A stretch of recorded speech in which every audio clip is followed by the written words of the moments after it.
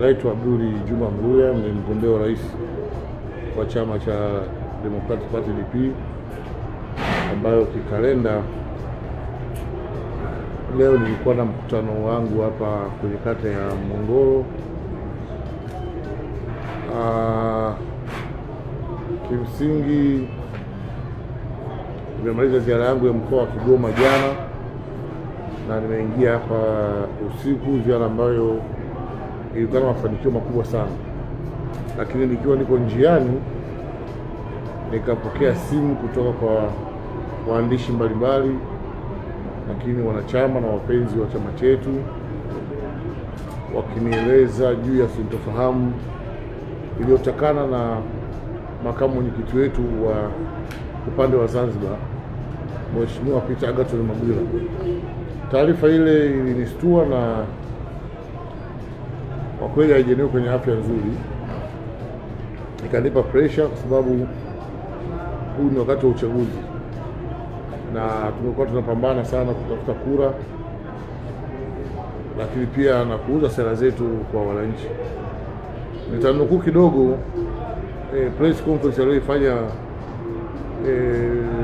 makamu mwenyekiti Zanzibar, ambaye kimsingi mimi ndio mwenyekiti wa chama taifa pamoja na kuwa mgombea pia wa nafasi ya rais. Katiba yetu imeelekeza kwenye ibara ya 13(2) imesema mwenyekiti wa chama ndio mlinzi wa katiba na ndio msemaji wa chama. Makamu mwenyekiti Zanzibar jana ametoa kauli ambayo na ninyi waandishi wa habari ni mashahidi, baada ya kurushiwa klipu nilipokuwa nimefika majira ya 5 usiku, akizungumza kwamba chama chetu kimekaa na kukubaliana na kumuunga mkono mgombea wa CCM kwa upande wa Zanzibar.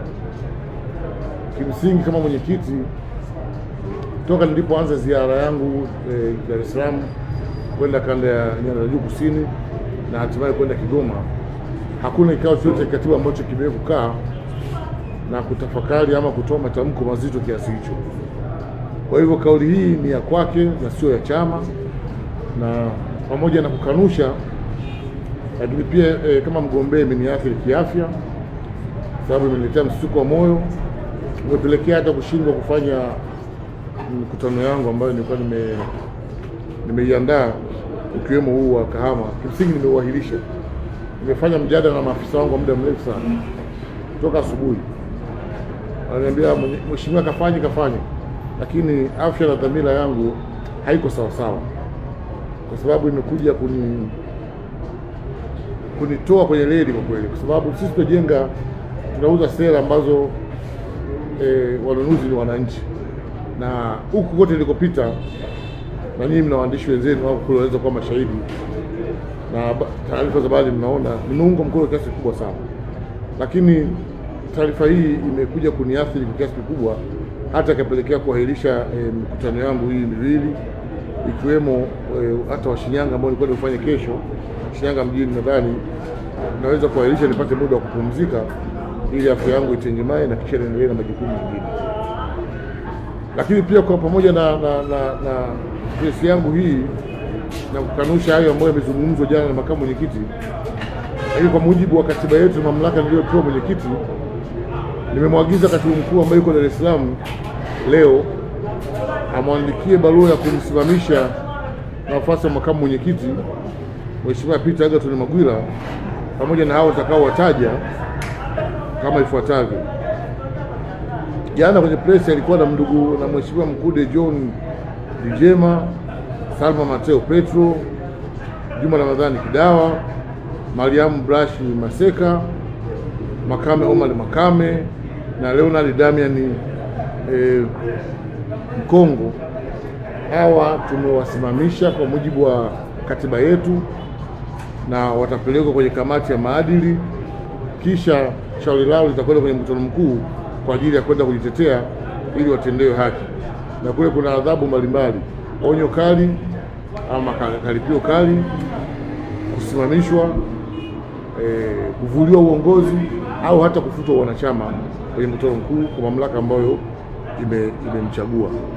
Kwa maana hiyo basi, Watanzania watambue kwamba dhamira ya chama chetu, kama jinsi ambavyo nilivyojifunga nila hiyo wakati tunaanza kampeni, nimekuwa nikisema kama mtetezi wa walala-hoi, dhamira hii haijakoma na haiwezi kusitishwa na mtu mmoja. Bado nitaendelea kusimama kama mtetezi wa walala-hoi na walala-hoi walipokee kwenye mikutano mingine ambayo naendelea nayo. Nadhani Kisesa naweza kuwa kwenye afya nzuri kuelekea huko Bunda na hatimaye Mwanza na kuelekea ziara nyingine. Baada ya kuzungumza haya, ni watake wa Tanzania katika uchaguzi huu, katika wakati wa uchaguzi tulionao, waendelee kudumisha amani na mshikamano, na sisi wanasiasa tuendelee kunadi sera zetu kwa njia ya kistaarabu, tujenge hoja, tujibizane kwa hoja, tukitambua kwamba taifa hili la kwetu sote, na mwisho wa uchaguzi tunahitaji kuliacha taifa likiwa liko salama salimini, na pasiwepo na lugha za kutweza utu wa mtu, kusemana kusikokuwa na sababu, bali tushinanishe sera kama ambavyo sheria yetu ya siasa inazungumza kwenye kanuni. Kila chama kina wajibu wa kushinanisha sera na chama kingine kwa lengo la kuungwa mkono na si vinginevyo. Baada ya kusema hayo, watu habari, nashukuru sana.